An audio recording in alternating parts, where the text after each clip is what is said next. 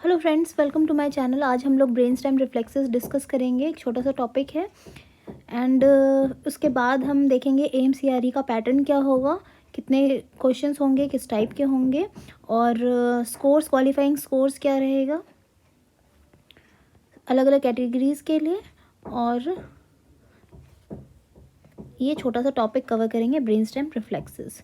तो सबसे पहले ब्रेन स्टेम रिफ्लेक्सेस में आपको ये याद रखने की ज़रूरत है, कोई भी एक दोनों में से एक को याद रख लो। जैसे मैं जो याद रखती हूँ वो है एसिमेट्रिकल टोनिक नेक रिफ्लेक्स, ATNR। ATNR आपने फ्रेंड्स उसको देखा होगा, जैसे कोई गवैये होते हैं ना, जैसे गाना गा रहे हैं, लाइक इस बच्चे को देखो, लाइक एक हाथ इधर गया, एक इधर देख रहा है और दूसरा हाथ इधर।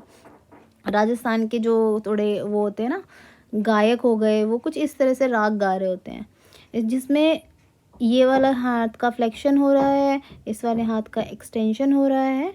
ठीक है, तो ATNR हमें याद रखना है। इसका जो स्टिमुलस होगा वो रोटेशन ऑफ हेड, लाइक ये एक साइड नेक रोटेट हुआ और जिस तरफ का रोटेशन हुआ उसी तरफ का आर्म एंड लेग का एक्सटेंशन होगा। ठीक है, और जो दूसरा साइड है उसका फ्लेक्शन होगा। जैसे आपको दिख रहा है, इधर फ्लेक्शन है और इधर फ्लेक्शन है, यहाँ एक्सटेंशन है, यहाँ एक्सटेंशन है। तो ATNR जब भी बात आती है तो आपने याद रखना है ये वाली इमेज, या फिर जो गवैये होते हैं ना, वो जो राग गा रहे होते हैं, एक हाथ कान के ऊपर रहता है, दूसरा हाथ खुल ऐसे सीधा रहता है, राइट।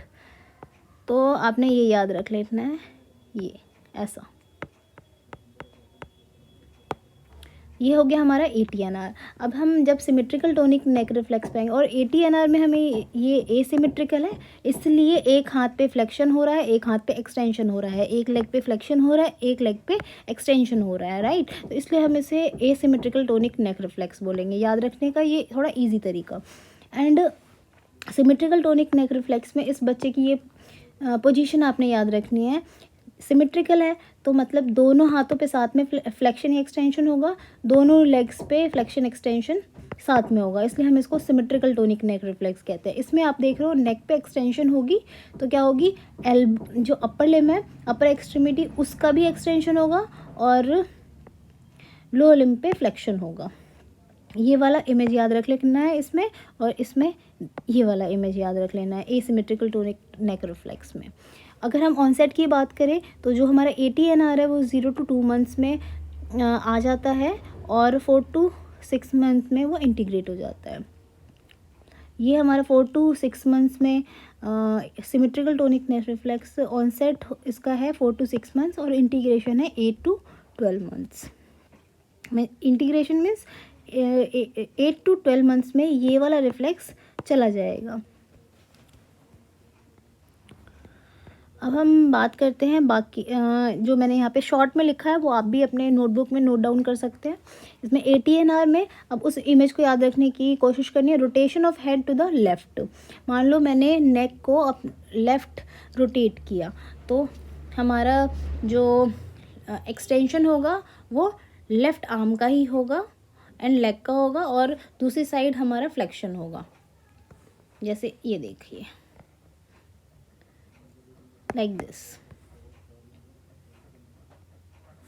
सिमेट्रिकल टोनिक नेक रिफ्लेक्स में नेक फ्लेक्शन, तो फ्लेक्शन ऑफ आर्म, फ्लेक्शन याद रखना है, ठीक है, और लेग्स का अपोजिट एक्सटेंशन। अगर वही यहाँ पे हम एक्सटेंशन लिखते, एक्सटेंशन ऑफ नेक, तो हमारे क्या हो जाता है, एक्सटेंशन आर्म्स का और फ्लेक्शन लेग्स का। जैसे ये है,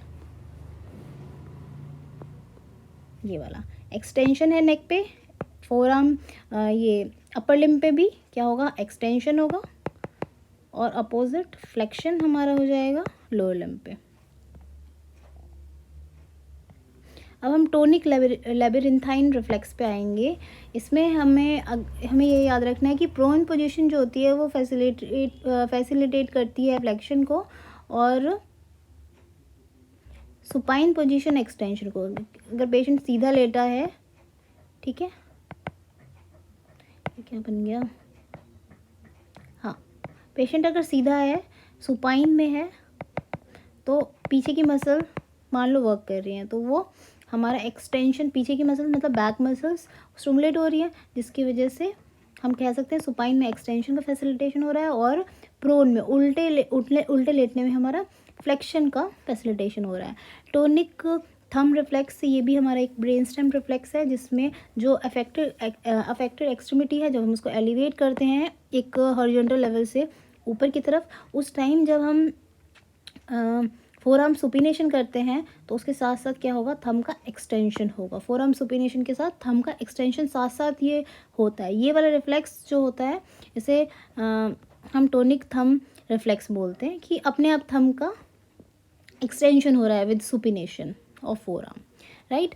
अब हम आते हैं, तो ये 4 हमारे रिफ्लेक्सेस हैं, ATNR, STNR and tonic labyrinthine reflex, tonic thumb reflex, ठीक है। ये हमारे ब्रेन स्टेम रिफ्लेक्स है। ATNR में ये वाली इमेज याद रखनी है आपने, या जो मैंने बताया आपको, जो गायक होते हैं राजस्थान के, जो गवैये होते हैं, ठीक है, जिस तरफ रोटेशन है उस तरफ आर्म का एक्सटेंशन हो गया, दूसरी तरफ हमारा फ्लेक्शन हो गया। और सिमेट्रिकल टोनिक में आपने ये याद रखना है, ये वाला बच्चे का इमेज कि ऊपर की तरफ देख रहा है वो एक्सटेंशन, तो उसमें फोर आर्म का ये अपर एक्सट्रीमिटी का एक्सटेंशन होगा और लोअर एक्सट्रीमिटी का फ्लेक्शन होगा, राइट। और इसमें सुपाइन में एक्सटेंशन का फैसिलिटेशन होगा एंड प्रोन में फ्लेक्शन का फैसिलिटेशन होगा। थंब रिफ्लेक्स में अगर हम फोर आर्म सुपिनेशन करते हैं एक हॉरिजॉन्टल लेवल से ऊपर, तो थंब का एक्सटेंशन होगा। अब हम CRE के पैटर्न पे आते हैं। हमारा जो एग्ज़ाम पैटर्न होगा वो कुछ इस तरह का होगा। 90 मिनट्स का एग्ज़ाम है, आपको पता होगा, जिसमें 100 क्वेश्चन होंगे। 100 क्वेश्चन भी 5 सेक्शंस में डिवाइडेड होंगे और हर सेक्शन को 18 मिनट का टाइम मिलेगा। उसके बाद जैसे एक सेक्शन स्टार्ट हुआ उसको 18 मिनट मिले, उसके बाद वो सेक्शन अपने आप क्लोज़ हो जाएगा। तो आपको इसमें ये है कि कंपटीशन ये थोड़ा बढ़ा रहा है इस टाइप का एग्ज़ाम पैटर्न। तो इसमें आपने घबराना नहीं है, आपको 18 मिनट से सबको इक्वल टाइम मिल रहा है, तो ये कट ऑफ जो है इसी के अकॉर्डिंग जाएगी, क्योंकि सबके लिए ये जो पैटर्न है सबके लिए न्यू है। तो ऐसे ही 18 मिनट्स में आप उसको दोबारा पीछे जाके रिव्यू नहीं कर पाएंगे दूसरे वाले सेक्शन को। एक बार जो सबमिट हो गया 18 मिनट्स में आपने इसको अच्छे से देख लेना है। मैं कहूँगी एग्ज़ाम में आप कैसे सॉल्व करें MCQ। मान लो 18 क्वेश्चन हैं, कुछ बेसिक मान लो ऑर्थो के क्वेश्चंस हैं, ठीक है। तो आप फर्स्ट में जब हम फर्स्ट से लेके 18 तक जब हम स्टार्ट करेंगे, तो जो क्वेश्चन इजी हैं पहले आप उनको करते जाइए एक बार में, ये हो गया। उसके बाद जो क्वेश्चन आपको लग रहा है कि मुझे थोड़ा रिव्यू करना है, उसको आपने बाद में करना है। तो और जब वो रिव्यू वाले भी क्वेश्चंस हो जाएंगे, उसके बाद आपने सबको चेक करना है बिना दोबारा चेक करे हुए। आपने कम से कम, अगर टाइम कम है, कम से कम 1 मिनट या 2 मिनट आपने रिव्यू के लिए देना है कि जो क्वेश्चन आपको आता है उसका भी आपने गलती से गलत ऑप्शन पे मार्क तो नहीं कर दिया। ये जल्दी में आपने कुछ ऑप्शन पढ़े नहीं, लाइक ABCD है, आपको लगा कि यस B ही आंसर है, लेकिन क्या होता है कि आप CD तक पहुँचे ही नहीं। CD ज़्यादा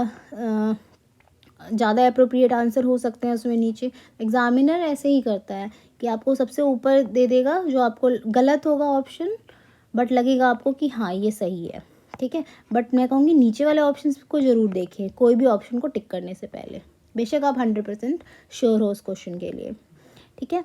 तो जो हमारा 100 क्वेश्चन का वो है टोटल, उसमें 75 हमारा PT पार्ट होगा। PT पार्ट में आपने ये नहीं सोचना रिसर्च नहीं आएगी, रिसर्च इंक्लूडेड होती है PT पार्ट में, क्योंकि हमारे करिकुलम में रिसर्च भी है, तो और रिसर्च एक इम्पॉर्टेंट पार्ट है। तो बहुत ज़्यादा क्वेश्चन नहीं होंगे, बट क्वेश्चन आते हैं रिसर्च से भी। एंड 25 क्वेश्चन हमारा एप्टीट्यूड मैथ से होगा, बेसिक मैथ होगा, बिल्कुल हाई लेवल का मैथ्स नहीं पढ़ना है आपने, बेसिक होगा, कॉन्सेप्ट अपने क्लियर रखिए। जैसे रेशो वगैरह के क्वेश्चन हो गए, उन पे ज़्यादा फोकस करें। Then computer awareness, basic knowledge and general knowledge और करंट में आपने जो इम्पोर्टेंट स्कीम्स चल रही है इंडिया ने जो स्कीम्स चलाई हैं अपनी जो नेबर कंट्रीज़ हैं उनके लिए, अब वो स्कीम्स एक बार देख लें, इंडिया ने क्या क्या गेन किया है, ठीक है। ये देख ले कौन से लाइक स्टेट में कितनी सीट्स हैं संसद की, थोड़ा बहुत पॉलिटी, ये सब भी आ जाता है basic, like president of India को हम सुप्रीम कमांडर ऑफ इंडिया कहते हैं, ये क्वेश्चन था। आरबीआई गवर्नर कौन था, ये क्वेश्चन था। एंड कोई एक पर्टिकुलर स्टेट में राज्यसभा में कितनी सीट्स हैं, ये एक क्वेश्चन था। एंड जितना मैं रिकॉल कर पा रही हूँ, और मैंने गूगल फॉर्म में वो क्वेश्चन पेपर तो डाला ही हुआ है, जो मुझे एग्ज़ाम टाइम के बाद मुझे जितना रिटेन में कर पाई थी वो उस टाइम का है। तो मैं कहूँगी कि आप उसको ज़रूर एक बार ट्राई करें और कमेंट करें जिनको स्कोर अपने रिलीज़ करवाने हो अपनी ईमेल आईडी के साथ। तो हम फ्रेंड्स अब क्वालिफाइंग स्कोर्स पे आते हैं। क्वालिफाइंग स्कोर्स पे जो यूआर और ईडब्ल्यूएस कैटेगरीज है उनको 40% कम से कम लेके आना है कि वो क्वालिफाई कर सकती है। लास्ट ईयर क्या हुआ था, ओटी में किसी ने ज्वाइन नहीं किया था क्योंकि किसी ने क्वालिफाई नहीं किया था। एक बंदे ने क्वालिफाई किया था, उसने ज्वाइन नहीं किया, वो पीजीआई चंडीगढ़ में था ऑलरेडी। तो इसकी ओटी की वेटिंग लिस्ट ही नहीं बन पाई। क्यों? क्योंकि किसी ने कट ऑफ क्लियर ही नहीं किया। लाइक क्वालिफाइंग स्कोर्स थे ही नहीं किसी के, तो हम वेटिंग लिस्ट किसकी बनाते हैं, राइट। तो ये 40% मिनिमम स्कोर है। उसके बाद उसके ऊपर के जो हायर रैंक वाले होंगे उनको रैंक वाइज सिलेक्शन होता है। और कोई कमेंट में पूछ रहा था कि कोई सीट्स फिक्स तो नहीं होती हैं, तो फ्रेंड्स मैं बिल्कुल अश्योर करना चाहूँगी कि ऐसा कुछ नहीं है। आप अपने पढ़ाई पे फोकस करें, मेरिट पे फोकस करें, ठीक है। मैं भी तो हूँ यहाँ पे, I am just a common person, बिल्कुल कॉमन बैकग्राउंड से, कुछ पता नहीं एम्स के बारे में। तो ऐसा नहीं दिमाग में लाना है कि पहले से फिर सीट फिक्स्ड हैं किसी के लिए। ये सारी सीट्स आपके लिए ही हैं, ये सोच के करना है। और मुझे तो एक ही सीट चाहिए, इस एटीट्यूड से आप एग्ज़ाम के लिए प्रिपेयर करें, राइट। तो थैंक्स फॉर वॉचिंग। और अपडेट्स के लिए like, share and subscribe. Thank you, have a good day.